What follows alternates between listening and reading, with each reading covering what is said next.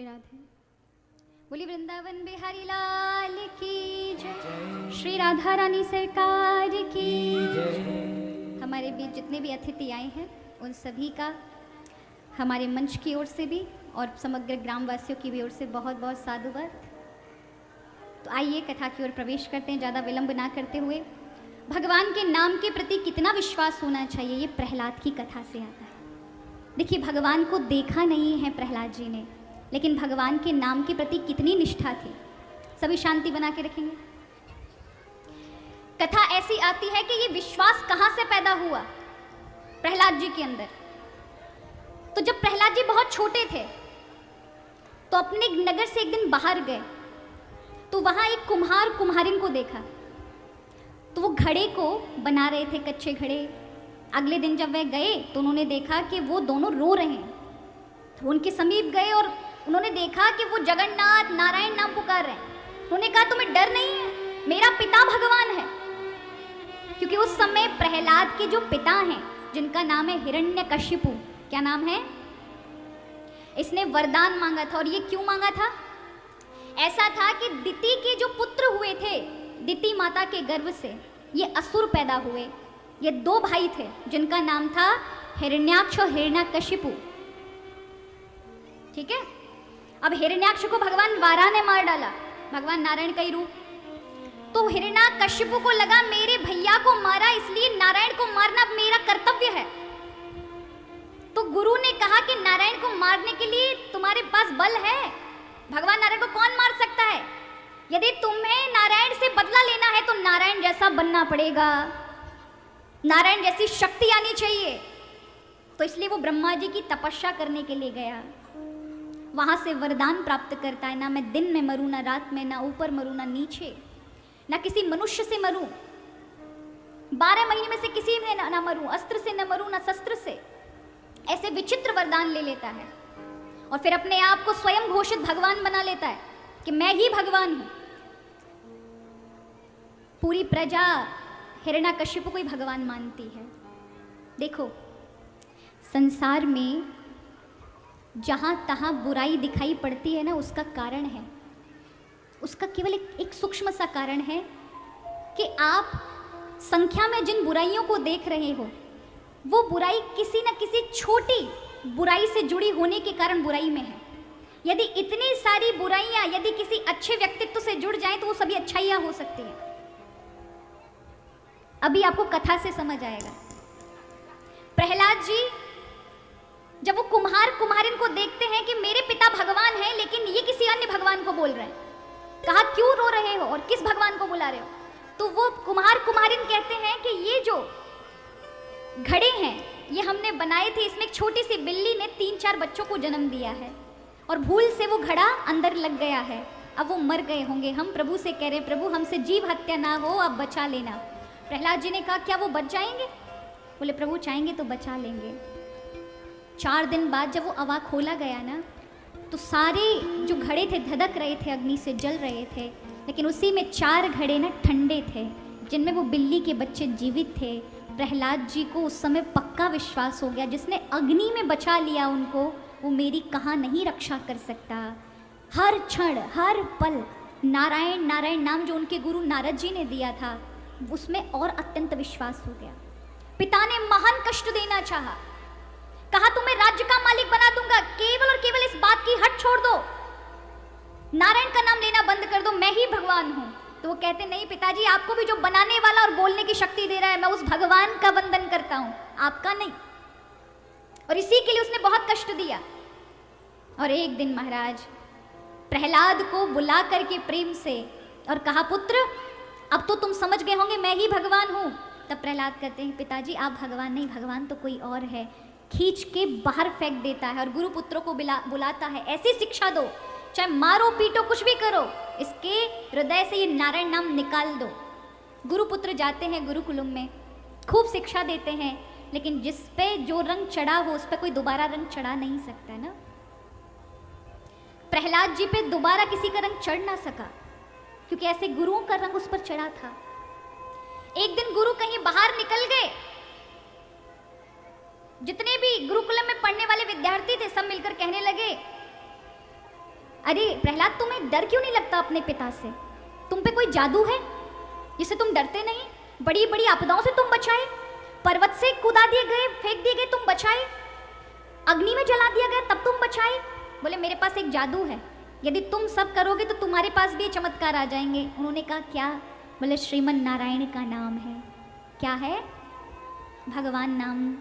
और जैसे ही रट चालू की महाराज, जैसे ही सब बच्चे जितने भी हैं गुरुकुलम के गाने लगे, सब गा रहे हैं। ये देख करके महाराज नगरवासी बाहर निकल आए कि आखिर ये नारायण नाम इतना कौन ले रहा है, इतनी तेज तेज, और वो भी हिरण्याकश्यप के राज्य में। और सब बड़े भाव से नाम ले रहे हैं प्रभु का। प्रहलाद जी पूरी मंडली के साथ चलते चलते आज नगर की ओर निकल आए। सभी देख रहे हैं, जो देखता है अगर स्पर्श कर जाता है तो वो भी भगवान के नारायण के नाम में चल पड़ता है। लोग दूर दूर हैं हिरण्याकश्यप के डर से, कहीं हम जाकर पहुंच गए तो मार डालेगा, लेकिन भगवान नाम का स्पर्श, चलते जा रहे हैं सब।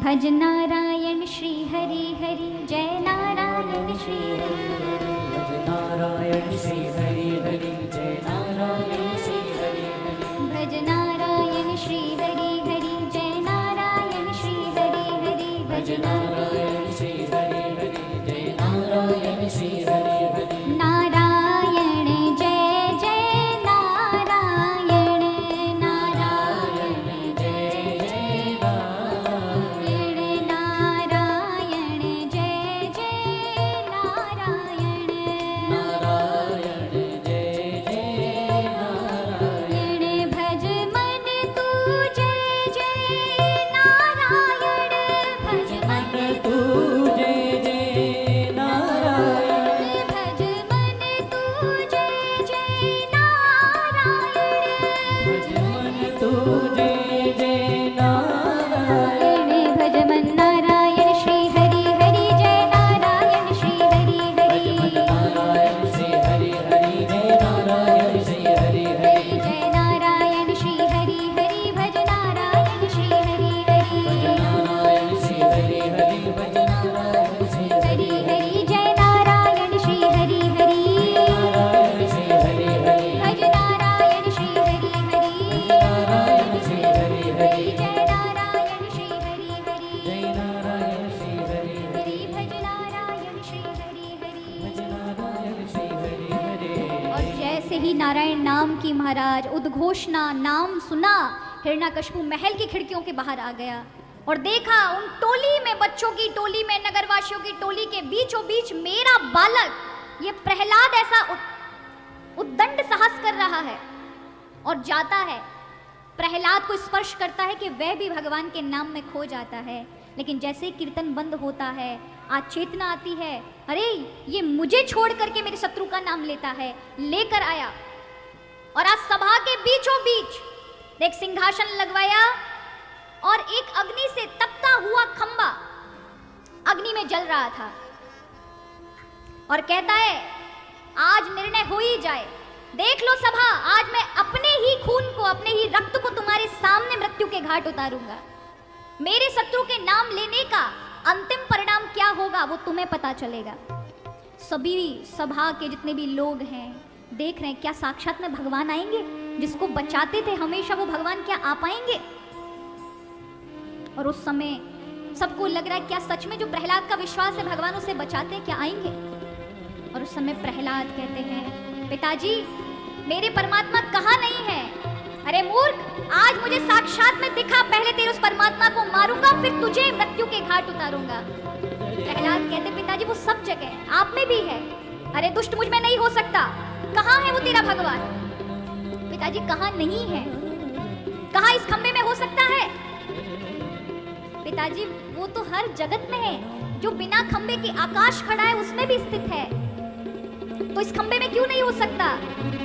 हंसता है, अरे इस खंबे में महीने भर से तपा रहा हूं अग्नि में, तेरा वो विष्णु जल के मर गया होगा। हंसता है और दौड़ करके अपनी गदा को घुमाता हुआ एक खंबे में जोरदार प्रहार करता है। खंबे को जैसे ही प्रहार लगा, सब सभा एकदम सन्न रह गई। क्या इसमें से भगवान निकलेंगे? कुछ नहीं हुआ।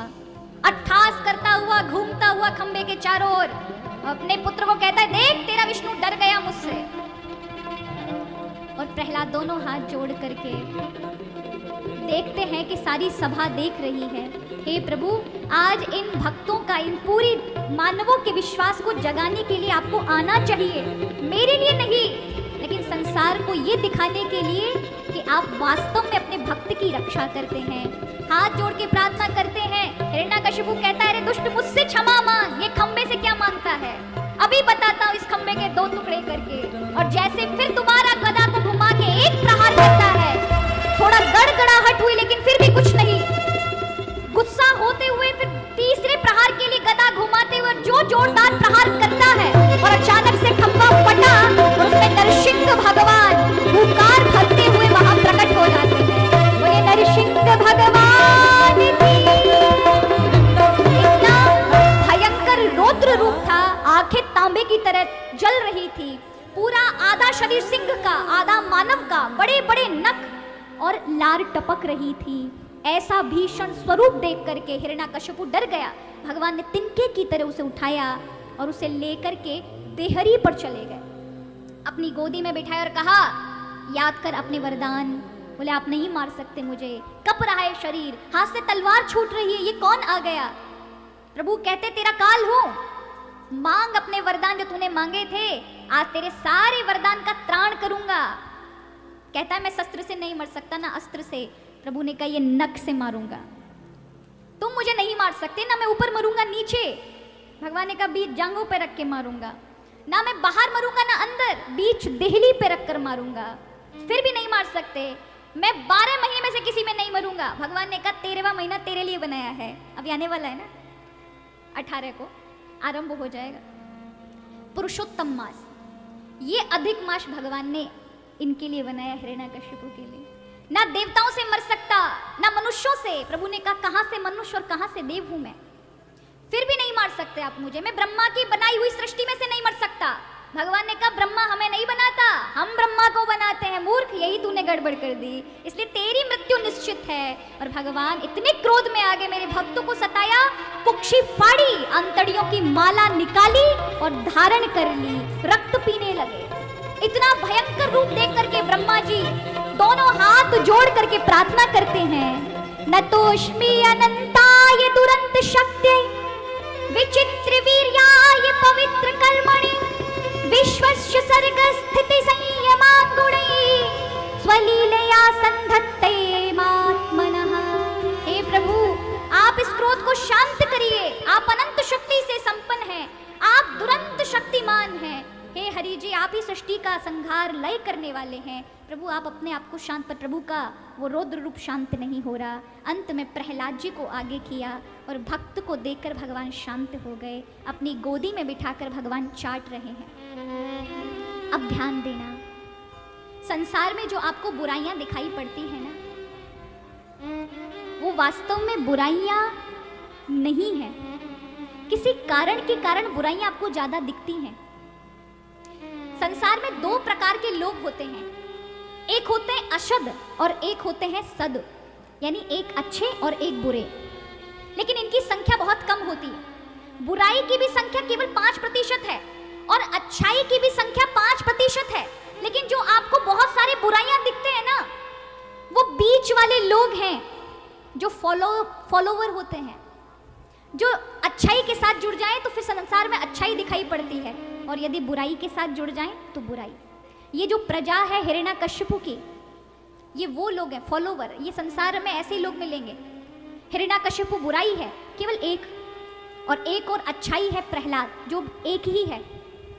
लेकिन पूरी प्रजा हिरण्यकशिपु के प्रभाव में आकर के उसी को भगवान मान के और गलत कर्म कर रही थी। लेकिन जब प्रहलाद से जुड़ी तो वही बुराई वाली प्रजा, आसुरिक प्रजा, भक्त बन गई। तो याद रखिए, ये बहुत महत्वपूर्ण होता है कि आप किसके साथ जुड़े हैं। समाज में बुराई केवल 5% है और अच्छाई भी 5% है। जो 90% लोग होते हैं ना, ये फॉलोइंग होती है, फॉलोवर्स होते हैं। अच्छाई का इंजन आगे लग गया तो 90% उसके पीछे चल जाएंगे, बुराई का इंजन आगे लग गया तो 90% उसके पीछे चले जाएंगे। अब आपके ऊपर निर्भर है कि आपके सामने इंजन कौन सा लगा हुआ है, अच्छाई का या बुराई का। और जैसा इंजन लगा होगा वैसा ही आपका स्वभाव और व्यवहार बन जाएगा। इसलिए बुराई हम सबकी देन है। अब आपको खुद को सोचना होगा, आपको किसके सामने लगना है, अपने आप को किसके, कौन हमारे आगे लगे, अच्छाई या बुराई। तो फिर वही प्रजा ने प्रहलाद को चुना, प्रहलाद पे विश्वास किया, तो फिर भगवान आए और फिर बुराई का अंत हुआ, अच्छाई का आरंभ हो गया। यहाँ भगवान ने प्रहलाद पर कृपा की है। आगे अष्टम स्कंद में गजेंद्र मोक्ष की कथा आती है। गजेंद्र मोक्ष की कथा में एक हाथी होता है जिसके अंदर हजारों महाराज हाथियों का बल होता है, लेकिन अभिमानी था। एक दिन सरोवर के किनारे जाता है, पत्नियों के साथ, बच्चों के साथ खेल रहा है, जल क्रीड़ा कर रहा है, तभी अचानक से एक मगरमच्छ ने उसका पैर पकड़ लिया और फिर उसका 100 वर्ष तक युद्ध होता है, जिसमें हाथी अंदर चला ही जाता है, बहुत प्रयास करता है, बाहर आने का नहीं आ पाता, और आखिरकार अंत में जब मृत्यु पर बन आती तब भगवान को पुकारता है, प्रभु आते हैं। ये कोई हाथी घोड़े और ग्रह की कथा नहीं है, ये हम सबकी कथा है।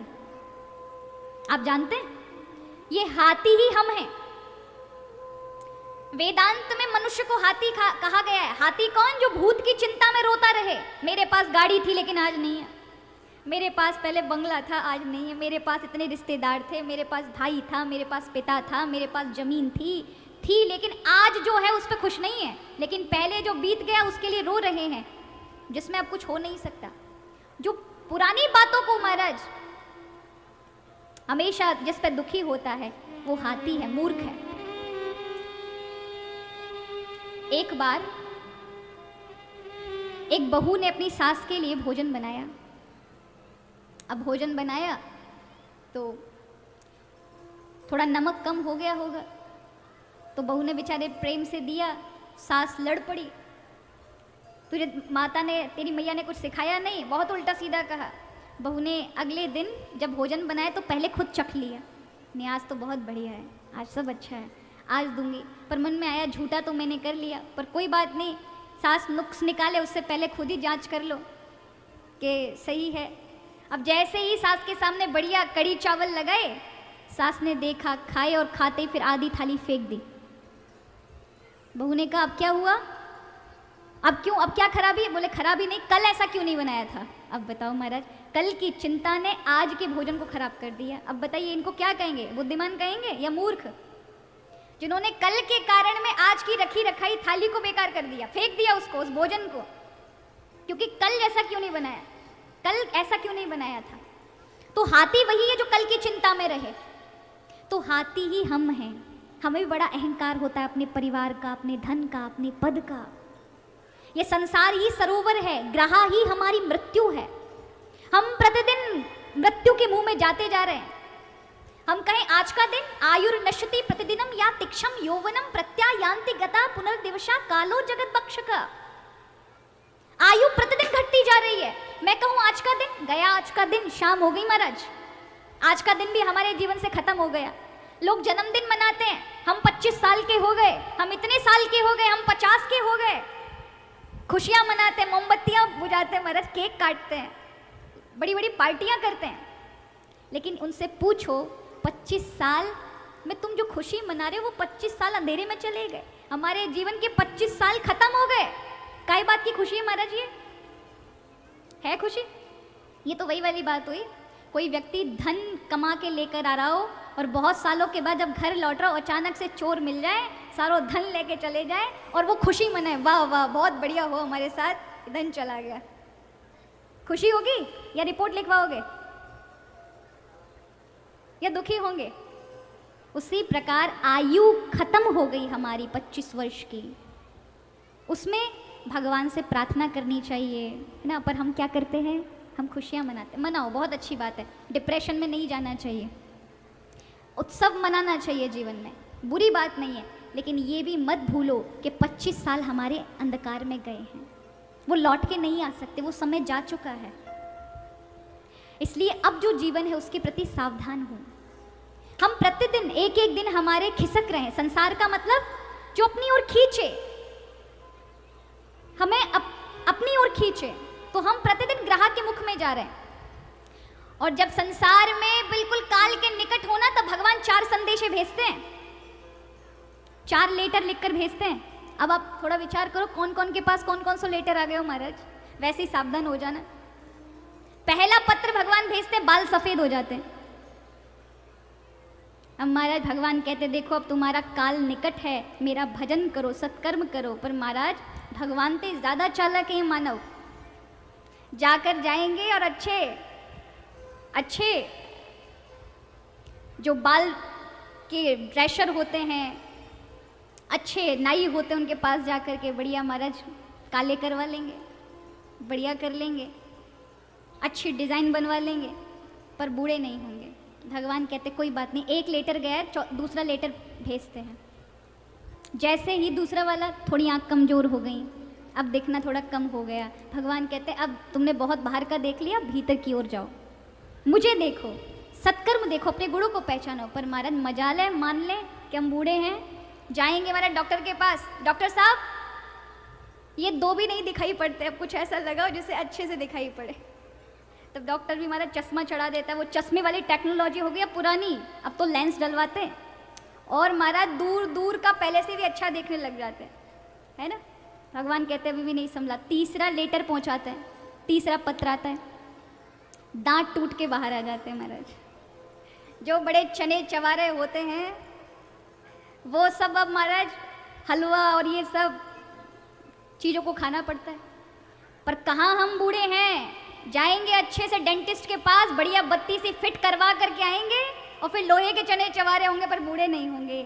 चौथा पत्र भेजते हैं, आखिरी पत्र, भगवान अब तो संभल जाए। कमर जो सीधी चलती थी अब टेढ़ी हो गई, 2 पैरों पे चलते थे, तीसरा पैर लग गया डंडा, और उसे टेक टेक के चल रहे हैं महाराज। और प्रभु कह रहे हैं कि अब प्रभु तुमने बहुत कर लिया, अब झुको, विनम्र हो और मेरा भजन करो। पर महाराज कहाँ करेंगे भजन, अभी कहाँ से हम बूढ़े हुए। चमन प्रास खाएंगे, अमृत केसरी खाएंगे, रामदेव बाबा का आसन करेंगे, पर हम बूढ़े नहीं होंगे महाराज। तो अब बिल्कुल विचार मत करना कि 5वें में कोई पत्र आने वाला है। फिर तो भगवान घंटी बजाते महाराज, आया है सो जाएगा राजा रंग फकीर, कोई सिंहासन चढ़ चला, कोई बंधे जात जंजीर। इसलिए कहा भैया जिसकी जितने पत्र आ गए हों उतना ही सावधान हो जाना चाहिए, प्रभु के निकट पहुंच जाना चाहिए, क्या प्रभु का धीरे धीरे नाम लें। यहाँ ये गजेंद्र पर भी ऐसी विपत्ति आई, जब ग्रह ने इसका पैर पकड़ा तो फिर ये अपना बल प्रयोग करता है। हम भी तो करते हैं, जब हमारी सामर्थ होती है तो हम मंदिर चले जाते हैं, हम बाहर तक घूम आते हैं, अच्छे से देख लेते हैं, सब कुछ करते हैं। लेकिन जब हम एक अवस्था पर जाते हैं और ये सब काम नहीं कर पाते, तब अपने परिवार के बल का सहयोग लेते हैं। तो उस हाथी ने भी लिया पत्नी बच्चों का। अब कभी हम कोई चीज देख नहीं पाते तो वृद्ध कहते हैं ना, बेटा देखना क्या बोल रहे हैं, देखना बेटा क्या दिखा रहे हैं, दूसरे का बल का सहयोग लेना।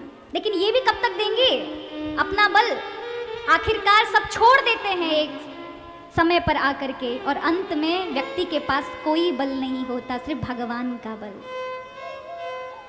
तब वो गजेंद्र भगवान को पुकारता है, हे प्रभु सबका बल देख लिया, सबके दरवाजे इस दुख में मेरे लिए बंद हो गए हैं, सिर्फ आपका ही दरवाजा है, आप ही की आशा है, आप ही मुझे शरण में ग्रहण करिए, मैं आप ही को पुकारता हूँ। और याद रखिए जब गजेंद्र भगवान को पुकारता है तो प्रभु दौड़ पड़ते हैं।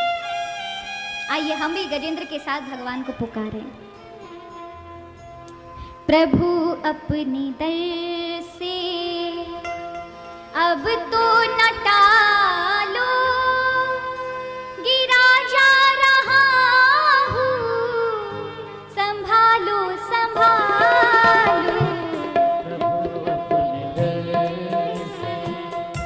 अब तो न टालो, गिरा जा रहा हूँ, संभालो संभालो।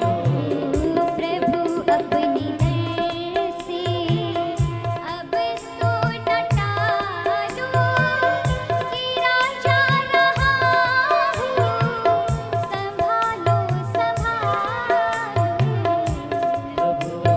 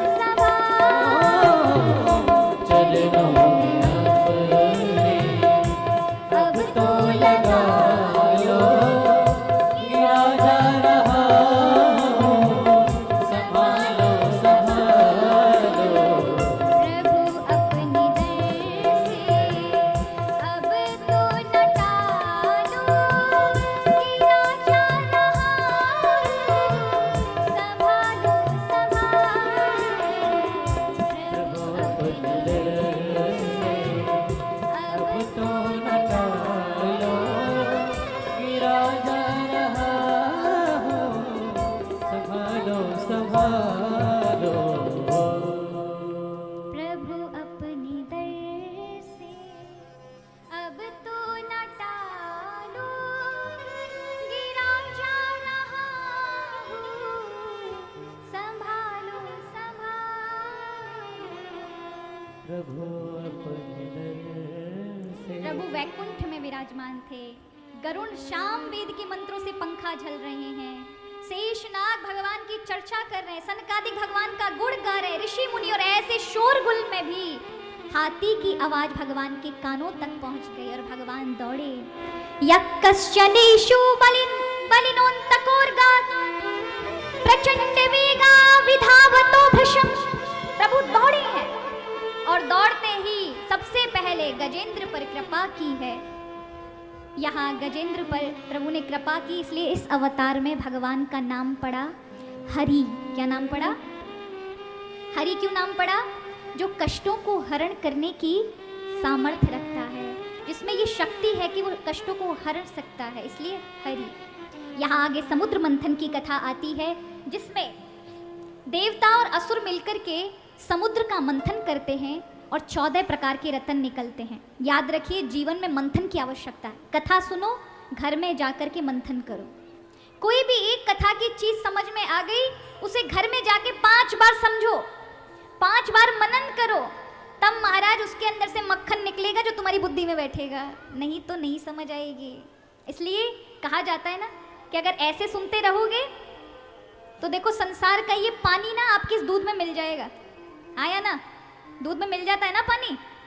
अब हमारे दूधिया जी जब आते हैं सुबह सुबह तो खूब पानी मिला के ले आते हैं, क्योंकि पानी मिल जाता है दूध में।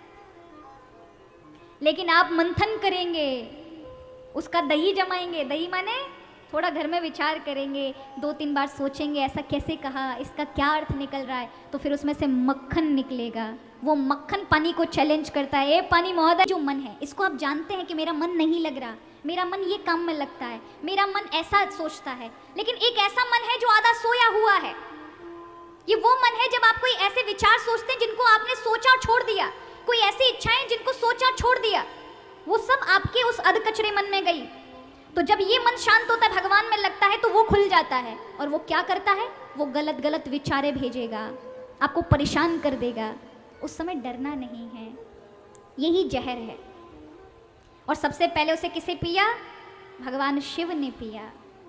उसके बाद महाराज तरह तरह के कामधेनु, उच्चैश्रवा घोड़ा, ऐरावत और इस प्रकार के बहुत, और अंतिम में धन्वंतरी जी अमृत कलश लेकर के उपस्थित हुए, जिन्हें असुर छीन कर ले गए। जहाँ जहाँ कलश रखे, जहाँ जहाँ बूंद पड़ी, वहीं पर चारों कुंभ का आयोजन किया जाता है हर 12 वर्ष में।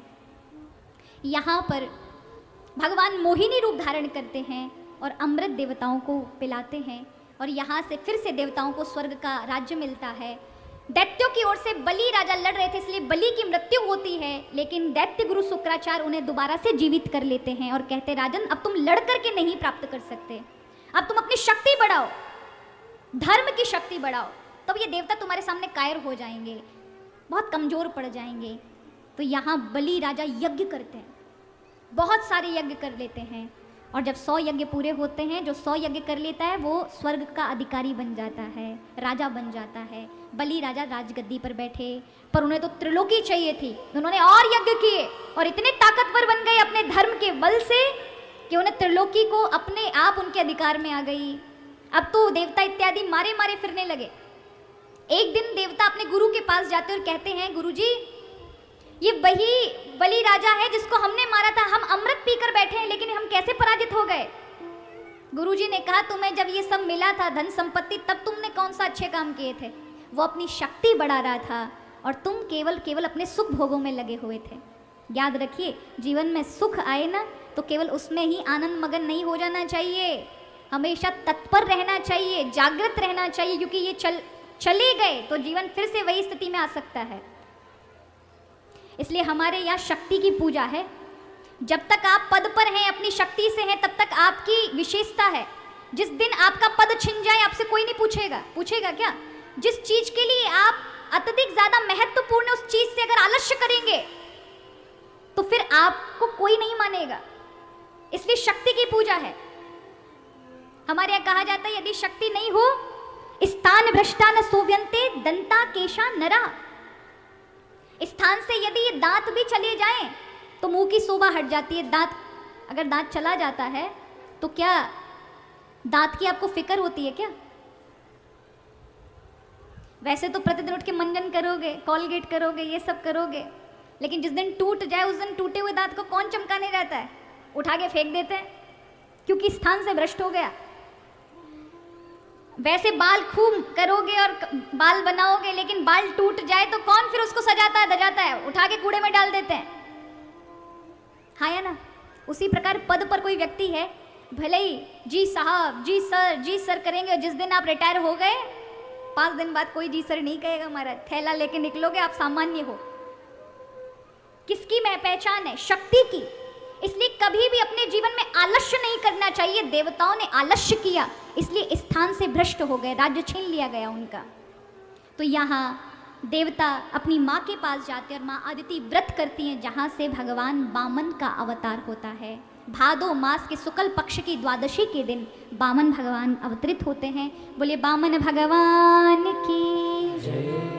यहाँ बलि से दान में 3 पग भूमि में त्रिलोकी मांग लेते हैं, 2 पग में पूरी त्रिलोकी नाप लेते हैं और 1 पग बलि पर रख देते हैं और बलि को भी अपने अधिकार में कर लेते हैं। वो भक्त धन्य है जो भगवान के अधिकार में आ जाए, और जो भगवान के अधिकार में आ गया उसके भगवान हो ही जाते, इसलिए बलि के अधिकार में भगवान आ गए। फिर बलि लेकर गए रसातल की ओर भगवान को, तब माँ लक्ष्मी जी भगवान को रसातल से, बलि से मुक्त करा के लेकर आती है। उसी के दिन को हम रक्षाबंधन मनाते हैं, श्रावणी पूर्णिमा, जिस दिन रक्षाबंधन मनाया जाता है। उस दिन माँ लक्ष्मी जी भगवान विष्णु को बलि राजा के यहाँ से लेकर आई थी और बलि को भाई के बंधन से बांधा और अपने प्रभु को ऋण से मुक्त किया। तो यहाँ आगे कथा नवम स्कंद की आती है, जिसमें 2 वंशों के, 2 महत्वपूर्ण वंशों का वर्णन आता है, सूर्य वंश और चंद्रवंश। इन वंश को सुनने मात्र से जीवन में संतानों पर कोई कष्ट नहीं पड़ता, आयु में वृद्धि होती है, क्योंकि ये 2 वंशों में भगवान ने अवतार लिया है और ये महान वंश हैं। इनके राजाओं के विषय में, एक एक राजा के विषय में लिखा जाए तो एक एक ग्रंथ लिख दिया जाएगा, ऐसे ऐसे उनके कार्य हैं। तो सबसे पहले सूर्यवंश की कथा आती है। ब्रह्मा जी के मन से जो पैदा हुए मरीचि, इन्हीं के पुत्र थे कश्यप, और इन्हीं कश्यप से सारा संसार बसा। इन्हीं के पुत्र हुए विवस्वान, जिनको हम सूर्य कहते हैं। यहीं से सूर्यवंश आरंभ हुआ। सूर्यवंश के वंश में आगे चलकर इक्ष्वाकु मनु हुए, इनके प्रपत के विश्वरन, और इसी वंश में आगे चलकर विकुक्षी के युवनाश्व हुए। इसी वंश में आगे चलकर सगर, महाराज भगीरथ इत्यादि, महाराज अज और महान प्रतापी दशरथ हुए। ये मैंने इसलिए कहा क्योंकि महाराज समय है और आज ठाकुर जी को जन्म महोत्सव करना है, तो बहुत विस्तार में कहेंगे तो बहुत गड़बड़ हो जाएगी। ठाकुर जी बार बार कह रहे हैं हमारा जन्म कब करवाओगे, इसलिए केवल और केवल सूक्ष्म रूप से श्रवण करें। इन्हीं अज महाराज के वंश में दशरथ जी हुए। दशरथ जी के यहाँ पर भगवान श्री राम का 4 स्वरूपों में अवतार होता है। ये दशरथ जी महाराज साधारण नहीं, महान प्रतापी थे। इनकी 3 रानियों से भगवान के स्वरूपों का वर्णन प्रभु प्रकट होते हैं। माँ कौशल्या से भगवान श्री राम, केकई से भरत जी, सुमित्रा से लक्ष्मण और शत्रुघ्न। देखिए, वैसे तो अगर वाल्मीकि रामायण के प्रसंग मेरे मन में बहुत आ रहे हैं कि आपको बता दूं, लेकिन क्योंकि समय का अभाव है इसलिए ज़्यादा लंबा नहीं खींचेंगे। भगवान श्री राम जब आए 4 रूपों में, तो उसमें भी एक प्रतिज्ञा थी। राजा को प्रेम केकई से था, दोनों रानियों से था, लेकिन केकई से अत्यधिक प्रेम था। वो चाहते थे केकई को बालक हो, लेकिन जब यज्ञ हुआ और यज्ञ भगवान ने कहा कि तीनों पत्नियों को न्याय पूर्वक बांटना होगा, तो वो केकई को महाराज अपनी इच्छा से नहीं दे सकते थे। पुत्र तभी उस वंश में होगा जब बराबरी में न्याय के साथ जिसका जो हिस्सा है वैसा बांटा जाए। तो न्याय के हिसाब से देखा जाए तो कौशल्या का अधिकार सबसे बड़ा था, इसलिए आधे पूरे भाग में से आधा भाग कौशल्या को मिला, जिनके यहाँ भगवान श्री राम हुए। और फिर आधा में से आधा किया केकई को दिया। फिर जो आधे थे उसके 2 टुकड़े किए, केकई और कौशल्या को दिए और कहा तुम सुमित्रा को दो। अब 2 जिसको प्राप्त हो रहे हैं उन्हीं को 2 बालक होंगे, ये निश्चित था। आपको पता है 14 वर्ष का जब वनवास लगा था भगवान को, तो दशरथ जी ने पूरी अयोध्या में सबको बताया। राम जी का कल युवराज पद है, वशिष्ठ जी को पता था, उनके सचिवों को पता था, मंत्रियों को पता था, कौशल्या बाकी सब महल सजे थे, पूरी अवधवासी को पता था, लेकिन केकई को क्यों नहीं पता था? उसकी मंत्रा को क्यों नहीं पता था? कारण है, और ये तुम्हें और रामायण में नहीं मिलेंगे, ये सब वाल्मीकि रामायण में मिलेंगे महाराज। जहां जहां शंका लगेगी वहां वाल्मीकि रामायण ही है जो उस समय का इतिहास है। उसका कारण था कि दशरथ जी को यह संभावना थी कि ऐसी कोई घटना घटित हो सकती है जो राम के युवराज पद पर रोक लगा देगी।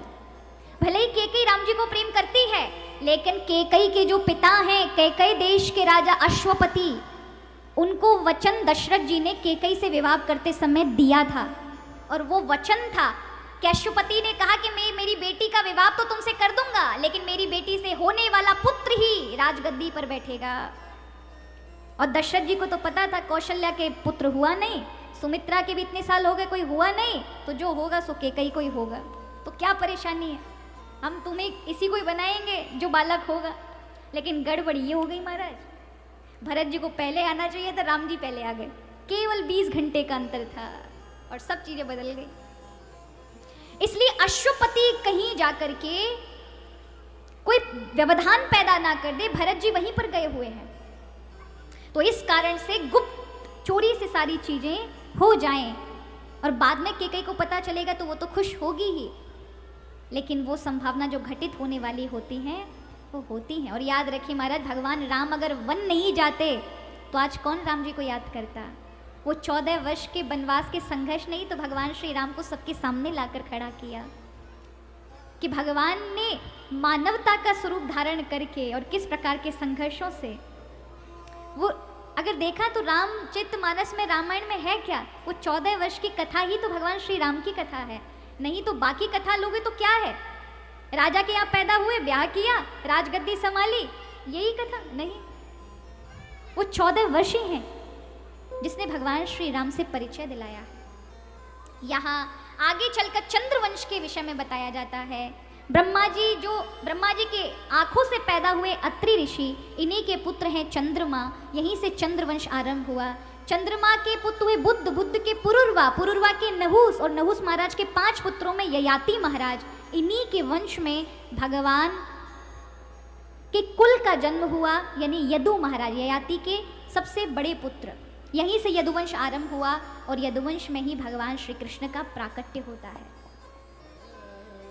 कहते मथुरा में भोजवंश नाम के, यानी भगवान श्री कृष्ण के नाना महाराज उग्रसेन राज्य करते थे।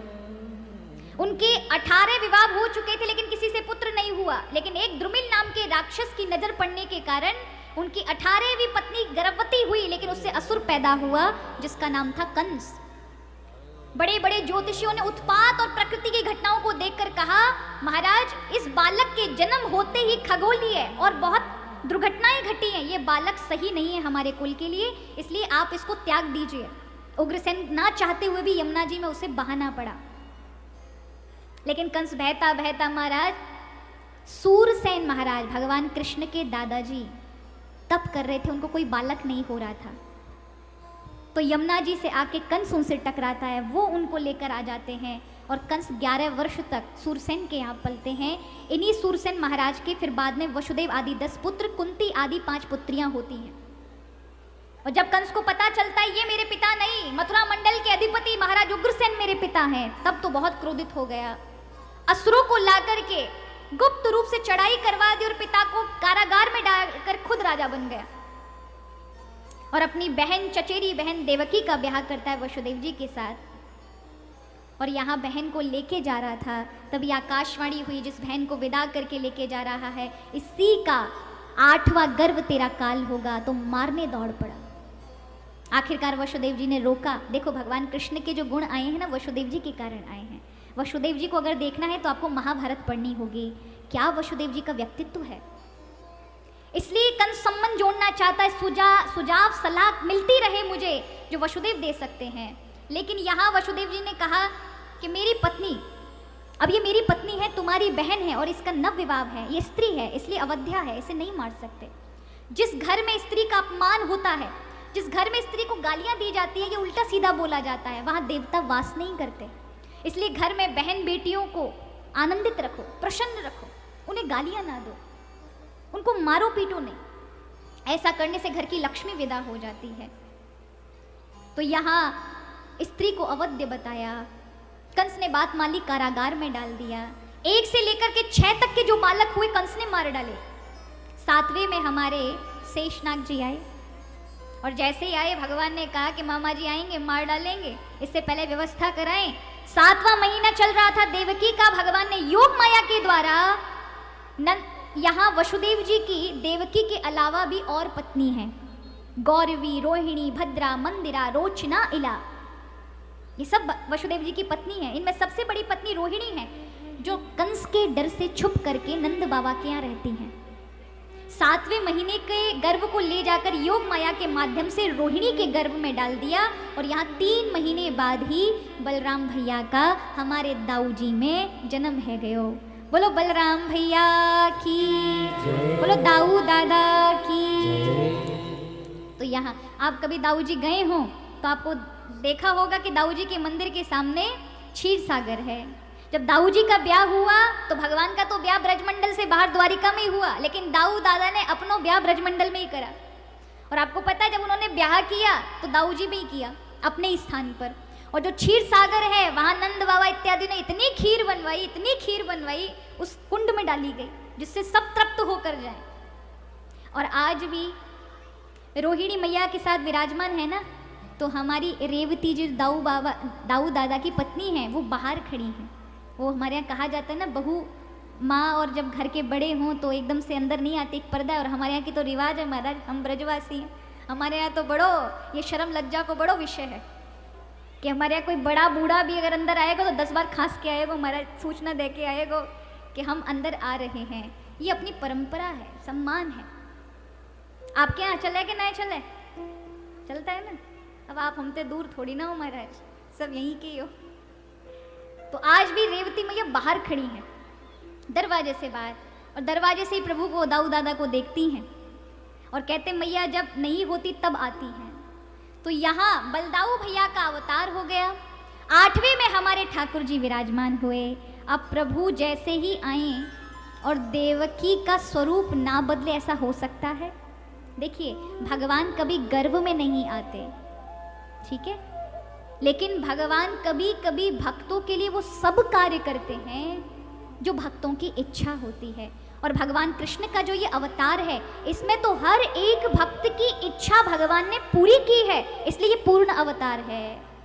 इसमें जो नहीं करने योग्य है, जो कोई साधारण भी नहीं कर सकता, वो भी भगवान श्री हरि ने किया है।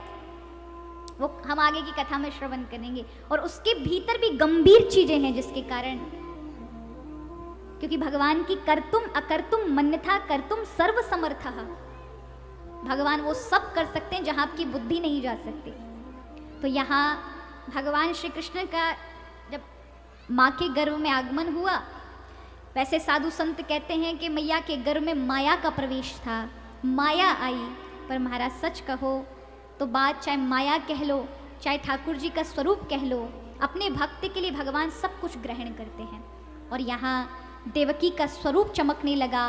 कारागार की अंधियारी में भी देवकी के प्रकाश को देखकर कंस को यह निश्चित हो गया कि यही बालक मेरा काल है। उसने पहरेदारी बढ़ा दी, बड़े बड़े असुरों को लगा दिया, निशाचर जो उड़ते थे उनको लगा दिया, कहीं उड़ना ना लग जाए ये बालक, इसलिए तुम निगरानी रखो। 24 घंटे कारागार के ऊपर निगरानी रहती। और यहाँ भादो मास निकट आया, अष्टमी तिथि आई, कृष्ण पक्ष आया, बुधवार आया, रोहिणी नक्षत्र आया, मध्य रात्रि को सभी देवता इकट्ठे हुए।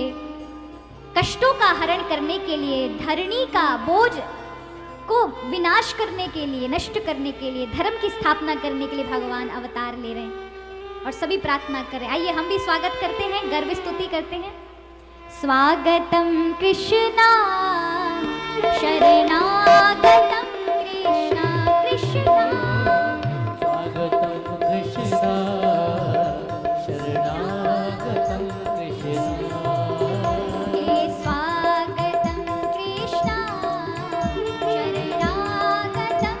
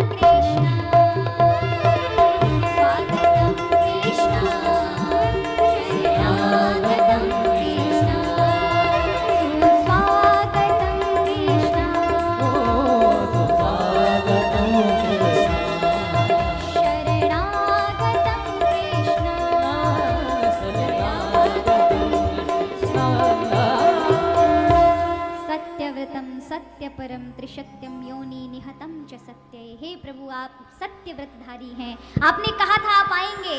वसुदेव ग्रह साक्षात भगवान पुरुषा परः जनिष्यते तत्प्रियार्थम संभवन्तु सुरस्त्रये। और प्रभु आज आए, देवता प्रार्थना करके गए और यहाँ हमारा ठीक मध्य रात्रि 12 बजे भगवान का अवतार होता है। बोलिए बाल कृष्ण लाल की। और जैसे ही भगवान प्रकट हुए तो भगवान हमारी तरह बच्चे बन के नहीं आते, पहले पिताजी बन के आते हैं। क्या बन के आते हैं?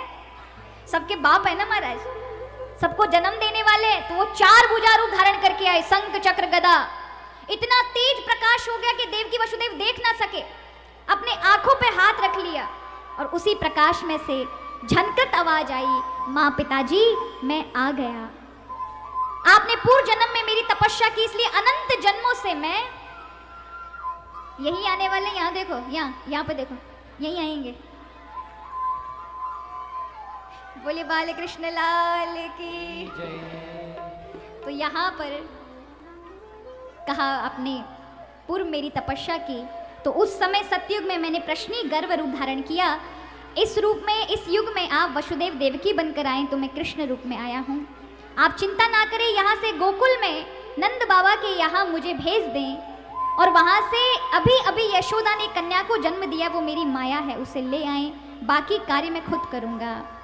और ऐसा कहा, वसुदेव जी को आज्ञा देकर प्रभु एक बालक के रूप में परिणित हो गए। अब वसुदेव जी के महाराज मन में विचार किया, देवकी ने दुग्ध पान कराया, पास में सूप रखा था, लेकर के बालक को हृदय से लगाकर सूप में रखा। अचानक हाथों की हथकड़ियां खुल गई, पैरों की बेड़ियां खुल गईं, सारे पहरेदार सो गए गहरी निद्रा में, मानो चिर सन्नाटा छा गया और कारागार के ताले अपने आप टूट के, कुंडी अपने आप खुलने लगी, साकड़े खुलने लगी और दरवाजे खुलने लगे। माने भगवान का स्वागत करने के लिए सब तैयार हैं। आइए हम भी दर्शन करते हैं वसुदेव जी के साथ। भादों का महीना और यमुना कर रही शोर, कंस की जेलों में जन्मे हैं नंद किशोर। भादों का महीना और यमुना कर रही शोर, कंस की जेलों में और जन्मे नंद किशोर।